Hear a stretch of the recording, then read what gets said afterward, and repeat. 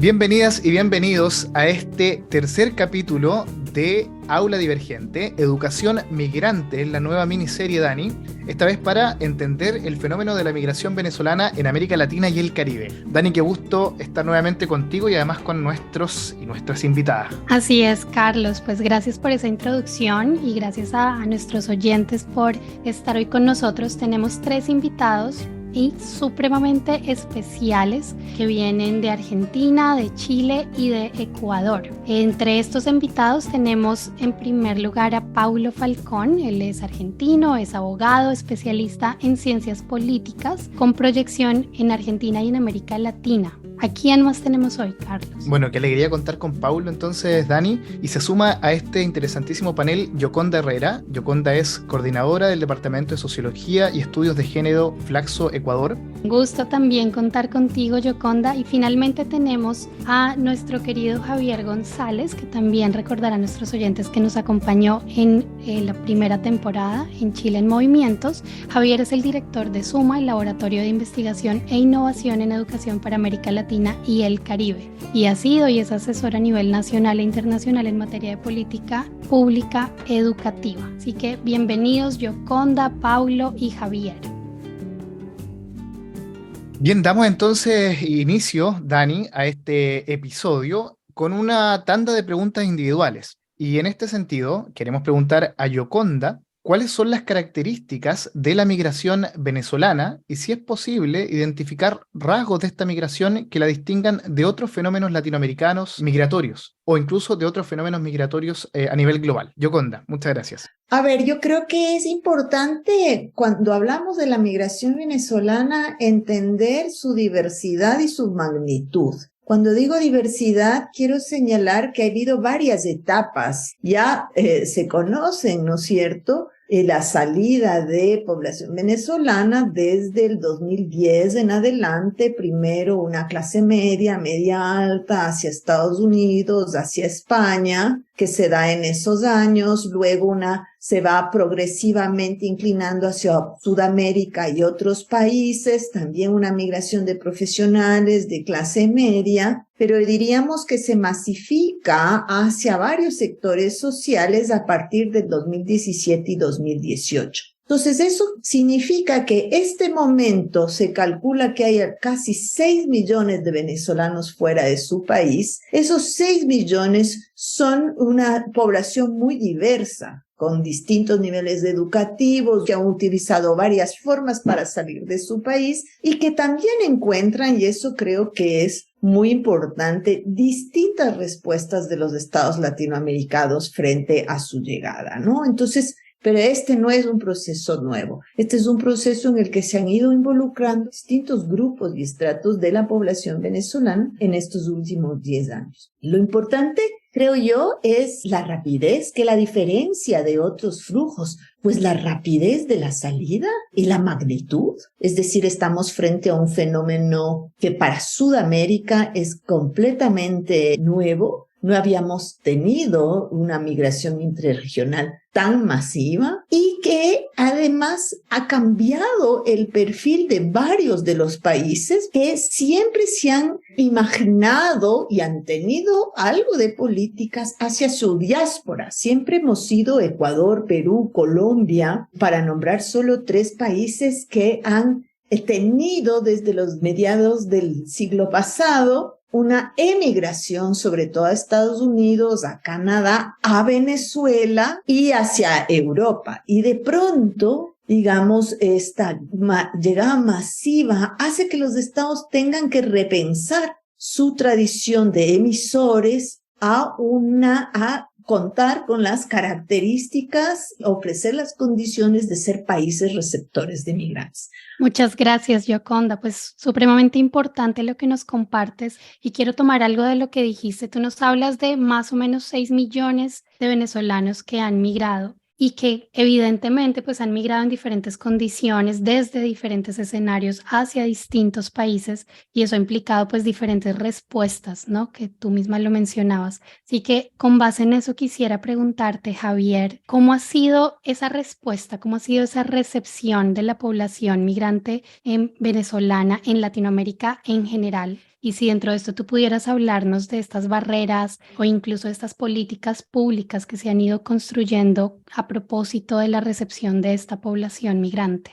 Quisiera partir primero estableciendo, obviamente, el marco internacional sobre el cual uno puede hablar sobre el derecho a la educación y la población migrante. Por lo cual es importante establecer, porque había mucho debate en América Latina, debate no informado, digo, respecto a si los migrantes tienen o no derechos. Yo creo que es importante establecer que efectivamente uno de los principios de la educación tiene que ver con el principio de la no discriminación, que por cierto incluye a los migrantes y refugiados. Es más, de acuerdo a la Convención sobre el Estatuto de los Refugiados de 1951, se establece que los estados concederán a los refugiados el mismo trato que a los nacionales. Una preocupación y hay un marco internacional que ligado a otros temas como, por supuesto, la Convención de Derechos de los Niños, que establece el interés superior del niño, niña y adolescente, ¿no es cierto? Primero, crea un marco para esta conversación, que yo creo que es importante traerla a esta mesa. Segundo, creo que es importante porque también trato de pensar en el auditor que hoy día escucha en las noticias que hay efectivamente ciertas tensiones, ¿no es cierto?, respecto a la migración en nuestros países. Y yo creo que ahí es importante también establecer lo que es, de alguna manera, el derecho de cada país soberano a establecer las reglas de migración a priori, disuasivas o de puertas abiertas, ¿no es cierto?, o con mayores o menores restricciones, a lo que es la migración a posteriori, es decir, una vez que la gente ya está en el país. Y yo creo que ya una vez en el territorio, creo que la discusión es otra. Y creo que a veces se mezcla eso. Se mezcla el qué tan cerrada o no debían estar las fronteras, que es una discusión, por cierto, válida, legítima y discutible, de aquella que llamaría posteriori, que tiene que ver con una vez que los migrantes ya están en el territorio nacional. Pero eso genera, por cierto, tensiones que yo creo que, digamos, que es importante efectivamente, que genera, más allá de, por cierto, ciertas actitudes inaceptables, como la xenofobia, en fin, sí hay tensiones reales políticas en una comunidad política, como son, por ejemplo, el tema, ¿no es cierto?, de la distribución de los recursos, ¿no es cierto?, el tema de la distribución de recursos entre ciudadanos y no ciudadanos, ¿no es cierto?, en fin, hay distintos temas que son importantes. Ahora, yéndome al fenómeno de la migración, tú decías un poco, bueno, cuál es la visión. Lo que vemos de suma, por cierto, esto respaldado en los datos, ¿no es cierto?, que hay 3 procesos migratorios sumamente importantes en la región. El principal, por supuesto, y a nivel mundial, es el venezolano, que es el que estamos hablando hoy día, pero no quisiera olvidar el proceso, el venezolano, como digo, ha movilizado en torno a 7 millones de personas, ¿no es cierto?, al resto de América Latina. De los 7, de hecho, 6 se han ido a América Latina. 42% de esos son niños, niñas y adolescentes. Eso es bien importante. O sea, el 42% de estos 7 millones, estamos hablando de, digamos, población escolar, si uno quisiera. Pero, sin embargo, hay otras poblaciones importantes. Hay un proceso migratorio haitiano que es sumamente complejo por temas culturales e idiomáticos. Solo en Brasil, ¿no es cierto?, estamos hablando de 85.000, ¿no es cierto?, habitantes haitianos que, ya sea con visa humanitaria, ¿no es cierto?, han llegado después del terremoto del 2010, por ejemplo. Y, por supuesto, está lo que son las caravanas y la movilidad en Centroamérica, ¿no es cierto?, con ruta final en general a Estados Unidos, pero que moviliza una cantidad enorme de personas. Solamente el 2021, por poner algunos números, en México se establecieron, ¿no es cierto?, 131.000 solicitudes de asilo. O sea, estamos hablando de caravanas y migraciones muy importantes, donde en torno a un cuarto de estas personas en general son niños, niñas y adolescentes. Y simplemente antes de llegar a las barreras de entrada, decir que en el tránsito hay un gran riesgo y vulneración de derechos, donde los jóvenes se ven claramente expuestos, ¿no?, a una serie de riesgos muy grandes, no solamente a la no provisión de bienes públicos como la salud, la educación, sino que también ya riesgos a nivel, ¿no es cierto?, de pandillas, ¿no es cierto?, que están recolectando de alguna manera, recolectando derechamente, reclutando jóvenes, ya sea para actividades delictivas o para derechamente la explotación sexual o laboral, ¿no? Entonces hay un tema también de distintos momentos donde hay que ver estos riesgos y barreras, que también tienen que ver con el momento de tránsito versus ya, como dije, a posteriori, llamaría yo, cuando ya está en el territorio. Ahora, respecto al territorio, y tú me preguntabas, Daniela, respecto a las barreras son de diversa índole. Primero que nada, en temas generales, quisiera mencionar un estudio que fue publicado el 2023 respecto a cómo es el acceso en 21 países a la educación. Cuando vemos los datos, vemos que, por ejemplo, ¿no es cierto?, solo en 5 de 21 países estudiados por UNICEF, el acceso es total independientemente del estatuto migratorio. 5 de 21. En 3 no se requiere estatus regular, pero se requiere identificación. O sea, ya hay un pasito más de requisito. Pero en 12, es decir, más de la mitad, solo es para niños y adolescentes con estatus regular. Es decir, lo que estamos diciendo es que si bien las convenciones establecen el derecho a la educación como algo inalienable, en la realidad, en nuestros países, de acuerdo al estudio de la UNICEF de 2023, lo que podemos ver es que en 12 de ellos, más de la mitad, en realidad es solamente para los niños regulares. Y eso implica, por ende, que uno de los temas más complicados tiene que ver con la indocumentación, ¿ya? Con el acceso a la documentación apropiada, que afecta a la matrícula, ¿no es cierto?, por un lado, pero también afecta el ingresar al curso correcto. Y esto es bien importante. Muchas veces, obviamente, por razones, ¿no es cierto?, de cómo se ocurren estas migraciones, los jóvenes y las familias viajan sin la documentación correspondiente. No hay forma de acreditar adecuadamente a qué curso corresponde los niños, los estudiantes, y por lo tanto, en general se ha visto en estudios cualitativos que se tiende a bajar de curso a los jóvenes. Entonces, de alguna manera, este ciclo educativo que ya viene afectado por la migración, se ve aún más para el momento de la inserción propiamente tal. Lo cual, obviamente, como sabemos, al igual que la repetición, etcétera, este tipo de rezago y el estar en grupos de edad que no corresponden, generan obviamente desafección y por ende mayores tasas de deserción generalmente. El desconocimiento del sistema y sus derechos, justamente muchas veces no se sabe, los padres no saben muy bien cómo poder insertarse. Entonces, eso tiene que ver como con temas de barrera de entrada. Ahora, una vez ya estando en el sistema, lo que vemos que efectivamente hay ciertas barreras que tienen que ver con, ya sea que dada la pobreza, la exclusión social en que viven estas poblaciones, muchas veces los niños, niñas y adolescentes caen en redes de violencia y explotación sexual y laboral. Por otro lado, son víctimas de xenofobia y discriminación social, racial en sus propias comunidades escolares. Y también hay temas con el sistema educativo propiamente tal, y con esto ya voy terminando, que tiene que ver con cómo se ajustan o no el currículum y los textos escolares. Vimos que hay una serie, ¿no es cierto?, de sesgos de cómo se representa la diversidad, por ejemplo, racial en nuestros textos escolares, ¿no es cierto? Es donde, por ejemplo, en algunos países vimos que los textos escolares, principalmente cada vez que aparecía un personaje ligado, o sea, afroamericano, generalmente era asociado a episodios históricos de la esclavitud. Es decir, como si que no hubiera nada más que mostrar, digamos, de este grupo cultural, social, más que el proceso de esclavitud que se vivió en la época colonial. También hay problemas de capacitación docente, donde los mismos docentes dicen, en realidad no tengo las capacidades pedagógicas especialmente para poder atender esta diversidad. Y final, y último, para mencionar barreras en este bloque, tiene que ver con el tema financiamiento. En el tema financiamiento, simplemente para poner un ejemplo, en el caso de Chile, si bien a los jóvenes se les da un identificador, ¿no es cierto?, ese identificador no cuenta como RUT para efectos de la SEP, la Asunción Escolar Preferencial. Es decir, los colegios, por ejemplo, hoy día en el norte, y eso lo hemos visto, ¿no es cierto?, ya a nivel de denuncia, de alcaldes, sostenedores de escuela, en fin, que muestran que efectivamente no son, y esto está en proceso de reparación, no pueden recibir la subvención preferencial que obviamente se necesita, que es básicamente un recurso adicional para los jóvenes de alta vulnerabilidad. No lo pueden recibir para los niños migrantes que obviamente provienen de sectores socioeconómicos igualmente vulnerables que para los cuales fue creada. Javier, muchísimas gracias por el contexto que nos das, que además aplica para educación, siendo este un podcast educativo, nos viene muy bien haber dado una mirada específica al derecho a la educación, pero como este es un podcast también sobre migración en general y la situación de las personas que han dejado Venezuela por distintos motivos, quisiéramos preguntar a Paulo, que es abogado, si acaso cree que, en su opinión, los derechos humanos de las personas migrantes venezolanas han sido protegidos en igualdad de condiciones. ¿Cuál es la situación con este marco que ya nos deja Javier y cuál es tu opinión personal al respecto? Las migraciones han sido y son procesos muy complejos. Buena parte de nuestros países, como dijo Yoconda, en el Cono Sur se constituyeron como tales a partir de las migraciones. En primer lugar, me parece importante destacar algo que dijo ella, el volumen. Y el volumen no es algo menor en torno a las capacidades estatales para poder dar respuestas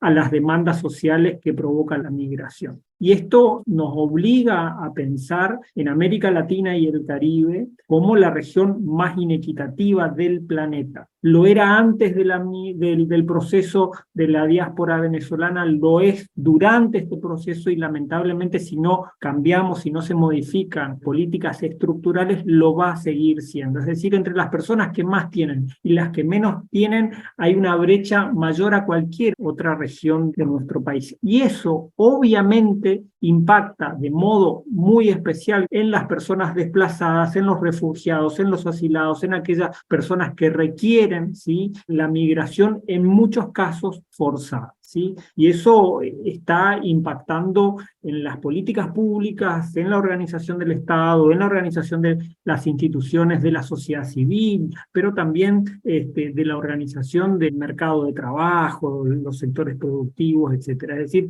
yo creo que tenemos que pensar que en América Latina y el Caribe los derechos humanos guardan una enorme distancia entre lo prescripto y la realidad. Hay una distancia enorme para nacionales y también para la ciudadanía extranjera que habita nuestros territorios. Acá creo que es central esta distinción que hizo Javier. Una cosa son las políticas migratorias, por ejemplo, Argentina constitucionalmente es un país de puertas abierto a la migración, convocando la migración. Nuestro preámbulo constitucional habla de que este territorio se constituye, este Estado se constituye para todos los hombres del mundo que quieran habitar en el suelo argentino. Así reza la Constitución argentina. No todos los estados tienen esa perspectiva y claramente hay diferencias en la región en cuanto a cómo abordar la migración. Esta situación está provocando enormes desequilibrios y acá me parece importante, en ánimo a la brevedad, recuperar una frase muy breve pero que yo creo que es completamente comprensible de los problemas que tiene la región y que tiene la migración en general y que tiene que ver con una campaña fomentada desde el sistema Naciones Unidas, desde la ONU, UNESCO, etcétera, que expresó con total nitidez que ninguna persona es ilegal. Por eso, una cosa son las políticas migratorias y otra situación es la que viven y tienen que recibir en materia de resguardo a las dignidades personales y por lo tanto a los derechos humanos y derechos fundamentales de las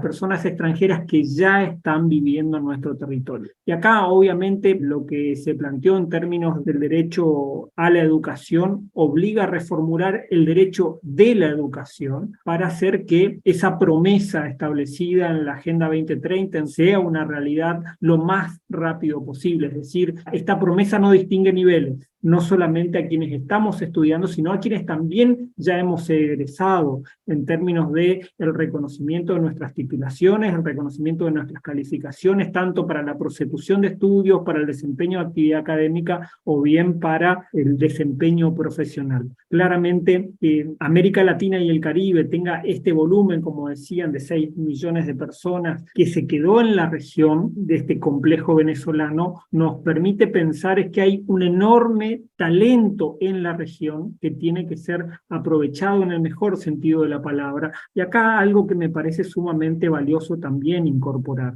el hecho que los derechos humanos que están en juego son fundamentales para todas las personas, nacionales y extranjeros, pero además hay una situación, como decía Javier, en relación al trato nacional, cómo abordamos la migración en relación al trato que le damos a las personas que nacieron en nuestro territorio en relación al trato que reciben las otras personas. Y acá los convenios, los instrumentos internacionales más novedosos incorporan cláusulas de trato nacional, por lo cual los estados están obligados a garantizar los mismos derechos, los nacionales. Y hay una necesidad de que ese trato no solamente sea igualitario, sino que además sea equitativo, en particular para las personas que son refugiadas, asiladas o que han sufrido un desplazamiento forzoso. Pero también a esta altura de la situación me parece importante decir que las políticas no solamente tienen que ser buenas políticas, sino que además tienen que ser oportunas. Y ese sentido de oportunidad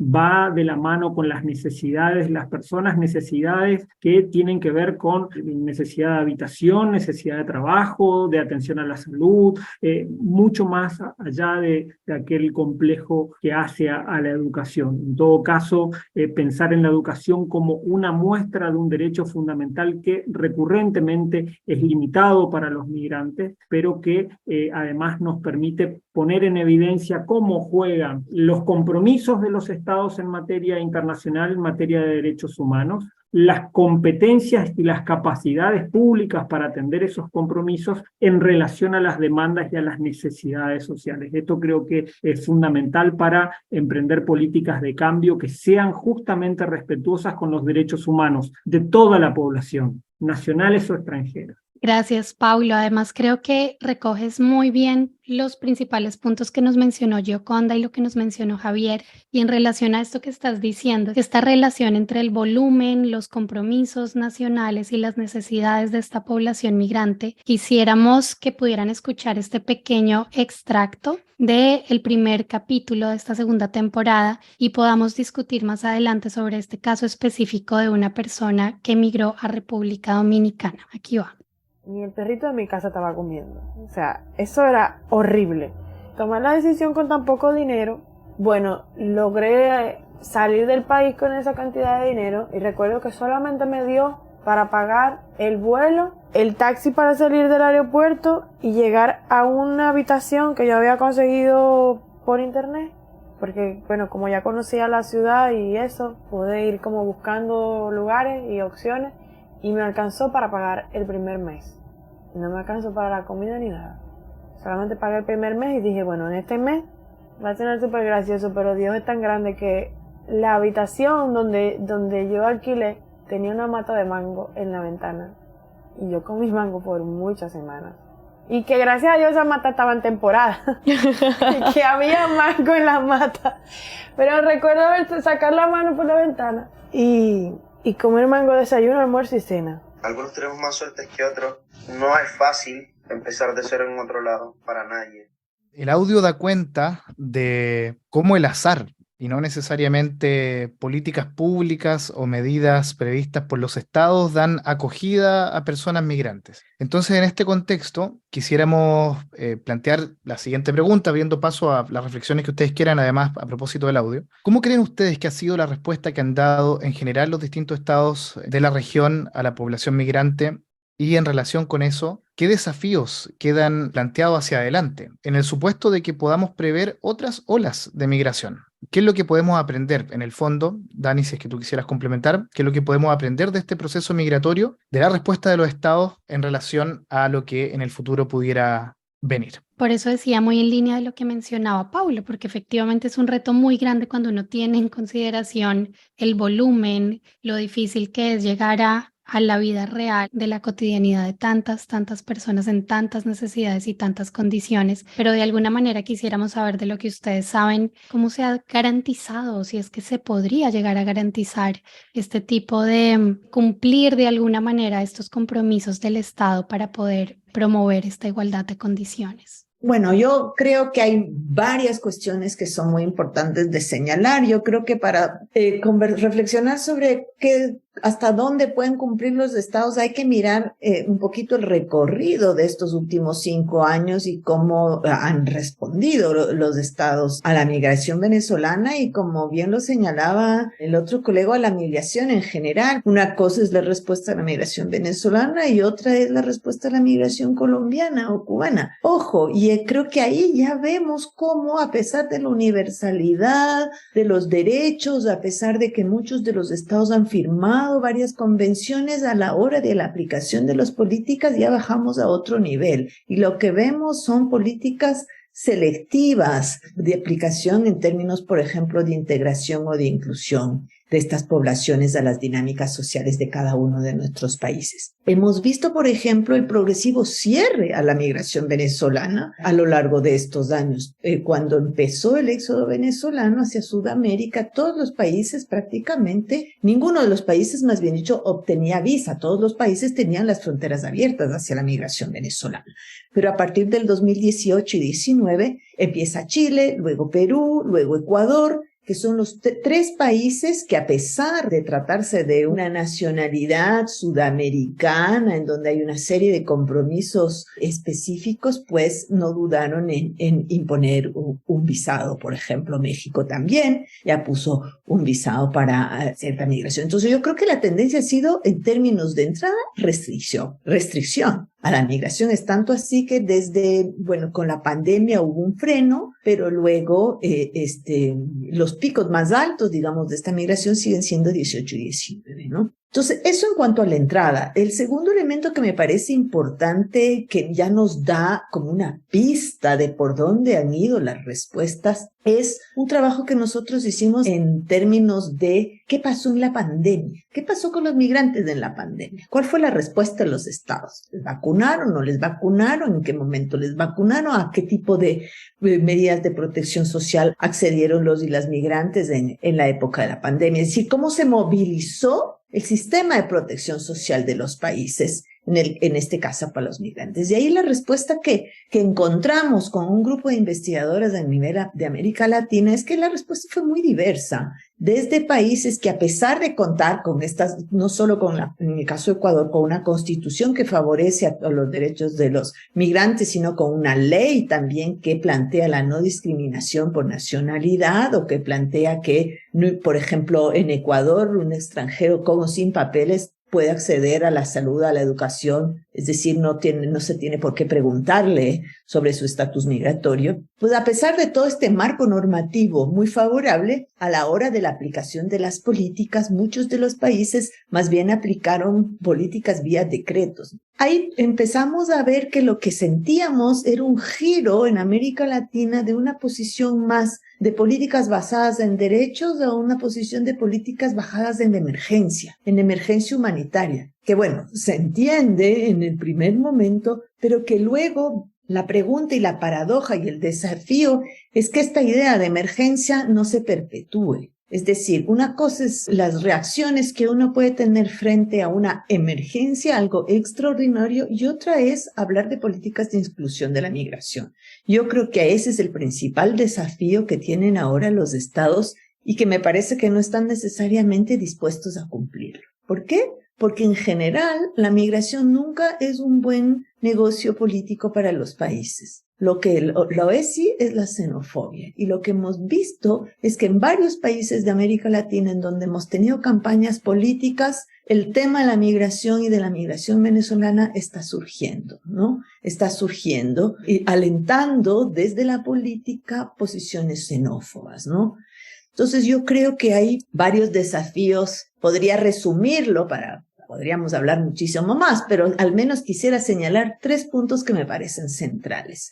El uno es que esto pone a prueba hasta qué punto nuestros estados están dispuestos a realmente aplicar de manera integral sus marcos normativos, sin ir muy lejos, aplicar la ley. ¿Y eso qué significa, no? ¿Qué significa en términos de su voluntad política de buscar una integración y una idea más de permanencia frente a los y las inmigrantes? Hasta el momento, lo que hemos visto en muchos países es no tanto, por ejemplo, un sistema de regularización basado en la ley, sino basado en medidas de emergencia, permisos temporales, permisos extraordinarios, permisos de emergencia. Es lo que está dando Perú, Ecuador, el mismo nombre de la visa en Colombia se llama permiso temporal, es decir, ya da una idea de por dónde estamos viendo es la tendencia. El segundo elemento que me parece importante es que los estados tienen que contribuir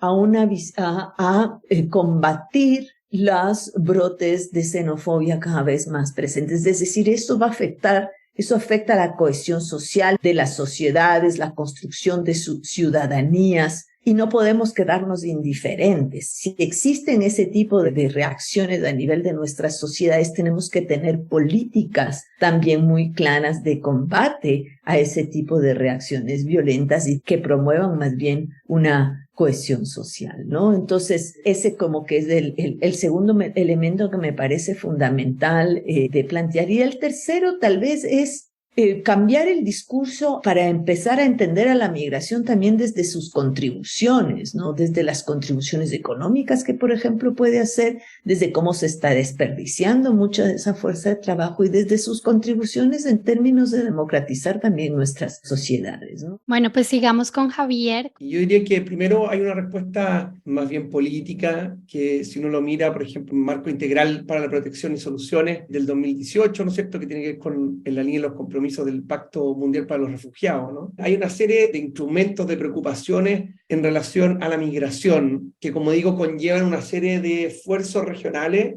o de compromisos, como todas estas cosas parten por compromisos políticos. O sea, hay una toma de conciencia, si uno ve desde mediados de la década pasada y en estos últimos años, ¿no es cierto?, donde hay una preocupación sobre la migración, especialmente en relación a estos tres procesos, como decía, el venezolano, que es el principal, el haitiano y el de corredor de Centroamérica, ¿no es cierto?, más bien con destinos a Estados Unidos. Y en el marco de eso, entonces, hay una preocupación. Ahora, por cierto, tal como yo mencionaba anteriormente, más allá de estas grandes declaraciones, no hay que restarle mérito en el sentido de que hay por lo menos una toma de conciencia, ¿no? Y una posibilidad, se abren siempre posibilidades a partir de esos acuerdos de que esto se vaya traduciendo en política. Sin embargo, como decía, vemos que en la mayoría de los casos, de los 21 países, vuelvo al informe de la UNICEF, por ejemplo, vuelvo a recordar este número, ¿no es cierto? Apenas 12 de los 21 países solo otorgan educación a que ellos tengan estatus migratorio regular, regularizado, ¿no?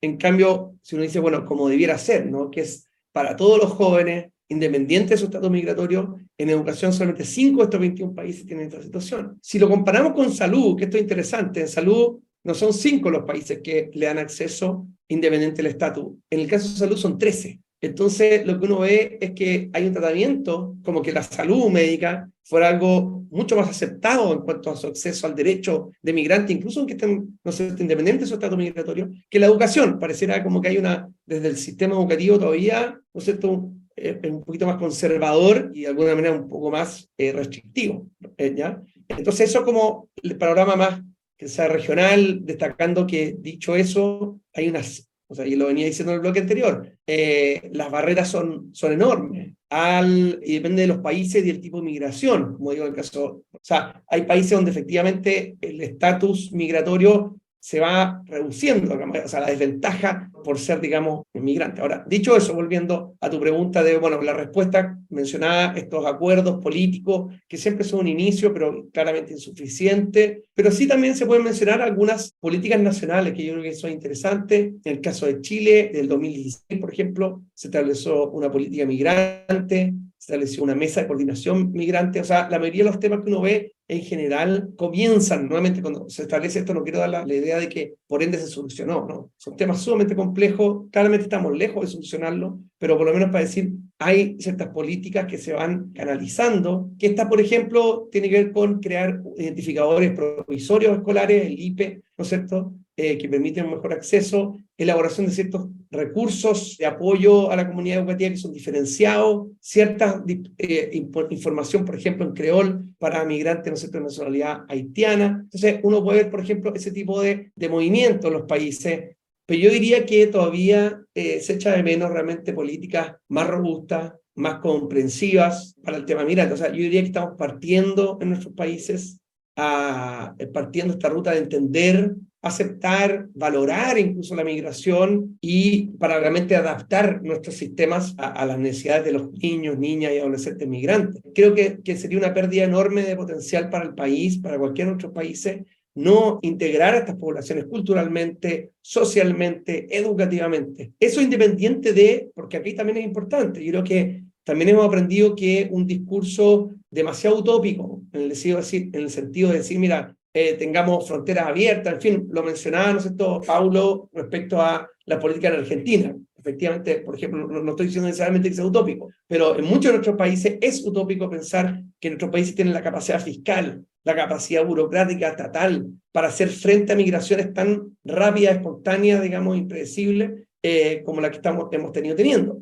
Gracias, Javier. Nos quedamos con esas palabras finales entonces y le damos el paso a Paulo. Bueno, la verdad es que las palabras de esa persona migrante lo que hacen es reflejar la realidad de miles y millones de personas que en la región hoy pueden ser definidas como migrantes. Pero también, en buena medida, esas palabras pueden resultar eco de voces de las olas migratorias que ha tenido América Latina y el Caribe desde el siglo XIX, durante el siglo XX, etc. Tenemos que pensar que las personas que migran no lo hacen porque quieren, lo hacen porque lo necesitan, lo hacen porque están en una situación de indefensión, de sufrimiento, lo hacen porque tienen sueños para sus familias de progreso, de desarrollo, que le están siendo negadas en esa ciudad, en esa localidad, en esa provincia, en ese país, en ese momento. Y claramente tenemos que pensar que las personas cuando salen de sus países, en general lo hacen con lo que pueden tener a mano. Y eso para nuestras burocracias, para nuestros estados que de pronto son con los migrantes tan exigentes y tan ligeros para observar otras cosas, claramente no tienen en cuenta esas situaciones particulares. Y esto ha ocurrido con la diáspora venezolana de manera muy clara, por eso tenemos que ser conscientes que las personas, en primer lugar, cuando migran, lo que buscan es un lugar a donde asentarse. Lo primero que necesitan es casa, es habitación, es poder encontrar un lugar para que ellas y sus familias puedan habitar, puedan dormir, puedan asearse, y a partir de ahí necesitan comer. Por lo tanto, una vez que se ubican, empiezan a buscar trabajo y encuentran trabajo en lo que sea, con tal de poder satisfacer esas necesidades muy básicas. Y eso hace que muchos derechos fundamentales queden relegados para que se puedan satisfacer algunas de esas necesidades básicas que los migrantes encuentran absolutamente insatisfechas. Entonces, eso obliga a que los estados tengan en materia de educación, en materia de justicia, en materia de salud, en materia de todos los sistemas públicos, la necesidad de comprender que tienen que ser más flexibles. La calidad de vida de estos colectivos está muy, muy afectada. Eso nos tiene que llevar a reflexionar sobre lo que somos en realidad como sociedades en cuanto al trato de estos colectivos migrantes. La migración nos coloca en el desafío de entender al otro, de establecer un diálogo con otras nacionalidades y por lo tanto otros lenguajes, otras culturas, otras formas de ser persona, de relacionarnos y de poder comprender el mundo. Esto sin asociarlo a la idea de que ese modelo de nacionalidad uniforme consolidada durante el siglo XIX y el siglo XX ya estaba en crisis antes de la diáspora venezolana. Me parece que es una obligación ponerlo arriba de la mesa, porque de alguna u otra manera también las migraciones aceleran procesos que estaban en curso en términos de la diversidad de nuestras sociedades.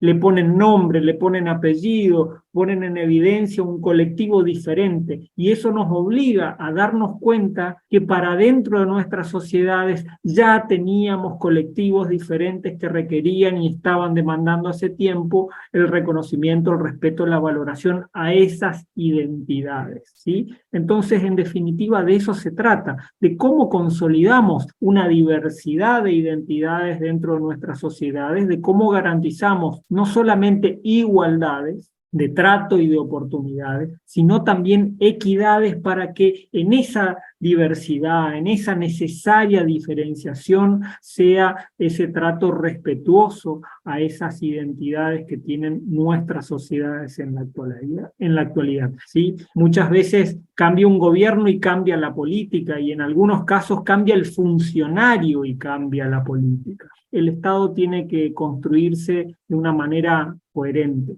para darle tranquilidad, transparencia y previsibilidad a la ciudadanía en general, y para que la ciudadanía también sepa qué puede esperar del Estado independientemente de quién gobierne, independientemente de quién sea el funcionario de turno. Esta es la diferencia entre las políticas de Estado y las políticas públicas. La migración, el respeto a los derechos humanos. En Argentina se cumple este año 40 años de la vuelta a la democracia, y yo creo que estos conceptos, estas definiciones tienen que reforzarse como parte de nuestro ADN regional en respeto de las dignidades y los derechos fundamentales de todas las personas, de los nacionales y de los extranjeros. Bueno, muchas gracias, Paulo, Yoconda y Javier, por sus comentarios sobre el video. Y bueno, para terminar, nos encantaría que pudieran compartir con nosotros unas palabras finales. Carlos, si quieras añadir algo más. Nada más que agradecer en general, Dani, porque lo que han hecho nuestros invitados es mostrar en una secuencia cuál es la relación que existe entre la migración en general, los problemas que existen asociados a ella en América Latina,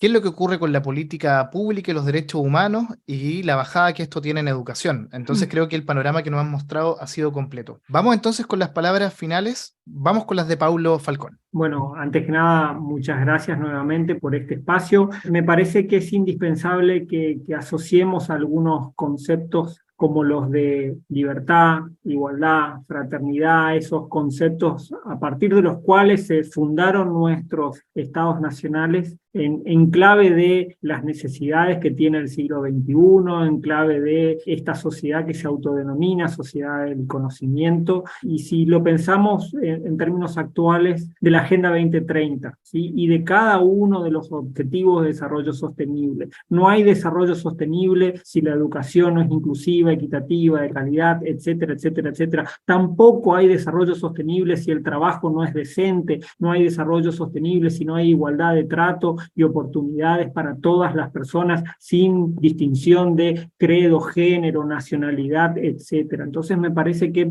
sin lugar a dudas América Latina y el Caribe tienen mucho trabajo pendiente para poder garantizarle a todas las personas que estamos habitando esta región los derechos que tenemos y que los estados nos deben.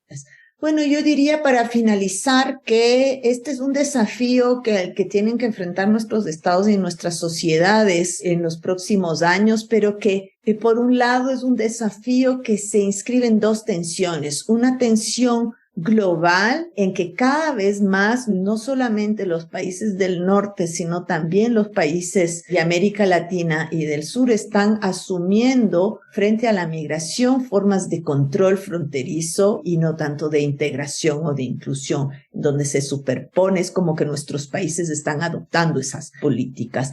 Y segundo, creo que el desafío, la tensión en el cual se enmarca esta migración venezolana es también el cambio de las dinámicas sociales de nuestras sociedades y sobre todo la importancia de trabajar en políticas de cohesión social, de inclusión social y de ciudadanía independientemente de la nacionalidad de las personas. Creo que muchas de las tensiones tienen que ver con confundir estos dos temas. Creo que los países sí tienen derechos a definir sus políticas de migraciones y poner las restricciones que democráticamente se definan para poder resguardar, de acuerdo a la capacidad del país, la cantidad de migrantes que es capaz de recibir un país. Eso es un tema y eso es una discusión. Y la otra discusión es que una vez que ya tenemos poblaciones migrantes en el país, no se puede por ningún motivo vulnerar el derecho inalienable a la educación y a otras, obviamente, prestaciones sociales. Entonces son dos discusiones distintas que a veces se mezclan y yo creo que es sumamente importante decir, para aquellos que ya están en el territorio nacional, es tarea de todos y de todas brindar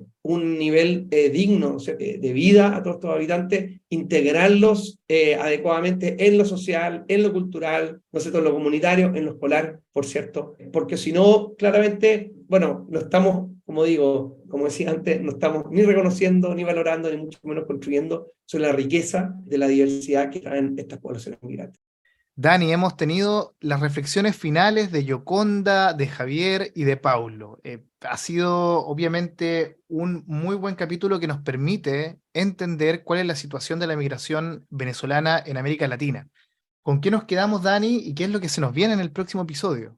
Bueno, Carlos, pues sí, la verdad ha sido una discusión espectacular poder conocerle la experiencia, el conocimiento de ellos tres. Yo me quedo con un par de cosas, algo que mencionaba Yoconda me parece absolutamente relevante entre hacer esta diferenciación entre un derecho y o una respuesta en un contexto de emergencia. Creo que es muy importante que como reflexión de esto, quienes lo escucharon, pues podamos pensar esta situación y las respuestas de los gobiernos desde esta reflexión. También Javier nos contaba sobre diferenciar estas políticas que se piensan hacia la frontera y esta garantía de los derechos que se dan a las personas que ya están en territorio.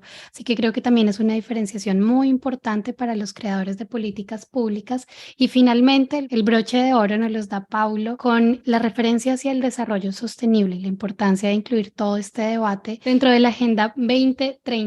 Y entonces, Dani, estos episodios ya dejan las puertas abiertas para comprender lo que ocurre en cada país. Como han dicho nuestros invitados en este episodio, así como también en el anterior, cada país ha adoptado políticas distintas para recibir a la población migrante. Y tanto en el capítulo anterior como en este, nuestros invitados han resaltado la necesidad de buscar un marco mínimo de acuerdo, una manera latinoamericana, regional, de abordar este fenómeno migratorio, más allá de las políticas individuales. Pero bueno, eso es lo que tenemos de momento, así que vayamos a conocer qué es lo que ocurre país en América Latina en esta nueva serie. ¿Cuál es el nombre, Dani? Educación Migrante. De Aula Divergente.